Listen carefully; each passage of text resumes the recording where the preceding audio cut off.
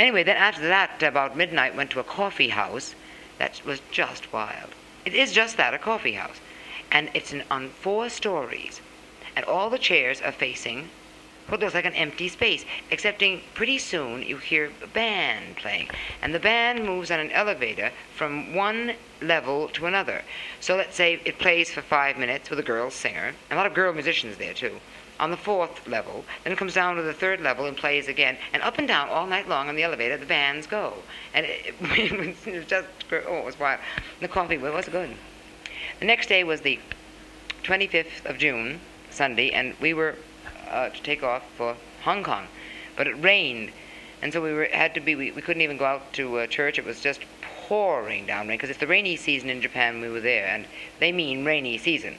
It rains practically all day with a let-up of an hour or 2, and it was warm. Although Japan has the same, Tokyo has the same climate as New York, or the same exact climate, same latitude, yeah. So it gets to be pretty warm, but.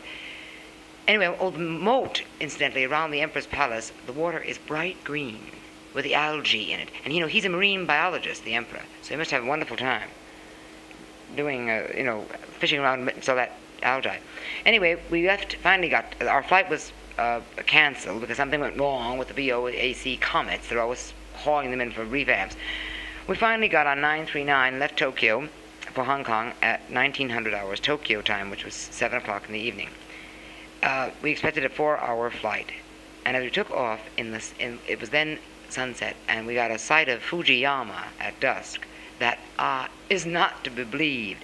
And I had not yet bought my camera, and I just wish I'd had it, though, because that was some sight. Fuji rising out of the clouds is really something. So we said sayonara to Tokyo at 7 o'clock. Had a sumptuous BOAC meal. And incidentally, I took Andy's first-class ticket and sat up front, and Andy sat back with the kids. And I said, now you'll know what I've been through. But instead, of course, the kids slept the entire 4 hours and were good as gold, ate their dinners beautifully. Everything was fine. And Andy had a wonderful time. And the stewardess let him come up and sit next to me, because the seat next to me was empty, and put the kids right, through the doorway so we could, I could see Andy and wave to him and the kids. And, the food was magnificent. Champagne, steak, a gutted orange, incidentally, Mama, you'd love this. An orange that they take all the insides out of and stuff it with sherbet, and then put it in the fridge, and put the top back on with a little green thing on it, so it looks like it's all one glass orange when they serve it to you. It's a Japanese delicacy, and it's just gorgeous. Now, the kids were then, the captain incidentally made the kids BOAC junior jet members with, great tickets, and they have a log book signed by the captain and so on. And then came the sight. At about Hong Kong time, it was 22:50 hours, and that's around 8:30. It was actually 4 hours on. Hong Kong loomed up, and that was the sight of sights. The harbor at Hong Kong, to fly in at night.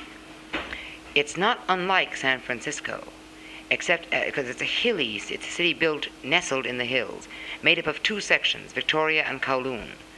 And the island of Hong Kong, Victoria, is the main city. The mainland area is called Kowloon, but it's all actually called Hong Kong.